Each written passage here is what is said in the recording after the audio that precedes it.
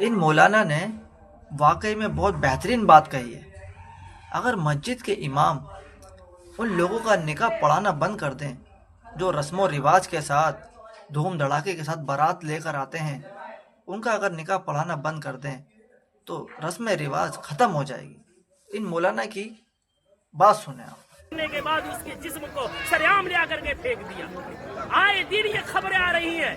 میں پوچھنا چاہتا ہوں اس کے پیچھے کے ذمہ دار معاشرے کے ہمارے اور آپ جیسے بے غیرت لوگ نہیں ہیں جو شادیوں میں ناچ گانوں میں پیسوں میں آگ لگا رہے اور آگ لگا کر کے شادیوں کو اتنا مشکل بنا دیا کہ وقت میں شادیاں نہیں ہو رہی ہے، جس کی وجہ سے ہماری بیٹیاں جذبات ان میں بھی ہے، جذبات کی رو میں بہ کر کے ایجوکیشن والی بچیاں غیروں کے گود میں کھیل نہیں رہی ہے بلکہ ٹیشو پیپر بنا کر کے انہیں استعمال کر کے گلی کوچوں میں پھینک نہیں دیا جا رہا ہے بلکہ ان کے چیتھڑے اڑائے جا رہے ہیں۔ اتنے ادب و احترام کے ساتھ بار بار اصرار کرنے کے بعد جھک کر کے باپ کہہ کر کے بھائی کہہ کر کے ایمان کا حوالہ دے کر اسلام کا حوالہ دے کر پوری سوسائٹی کے عہد و پیمان کا حوالہ دے کر کے کہا گیا، لیکن پھر کیوں نہیں مانے؟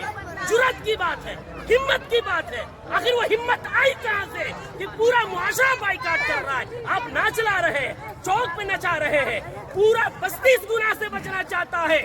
خدا کا خوف کھائیں ہم لوگ، کل قیامت میں کیا منہ دکھائیں گے؟ پورے گاؤں میں نچاتے ہوئے لے کر آتے ہیں، مسجد کے سامنے سے لے کر آتے ہیں، پورے گاؤں میں۔ یہ کیا ہے؟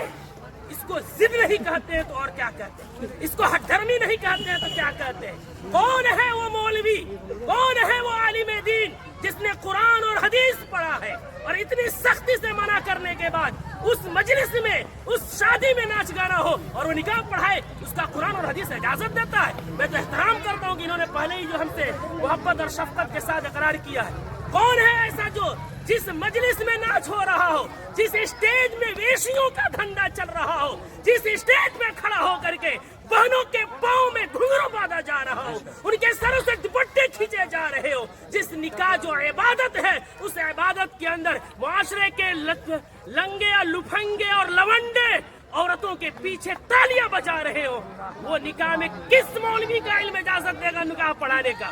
کون سی قرآن اجازت دے گی؟ کون سی حدیث اجازت دے گی؟ یہاں سب کلمہ پڑھنے والے ہیں، ہم مریں گے رب کے سامنے حاضر ہوں گے۔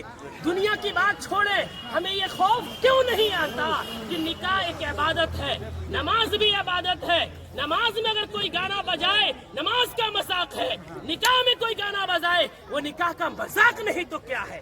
جو مولوی قرآن کی آیت پڑھیں گے ان کا مذاق نہیں تو کیا ہے؟ حدیث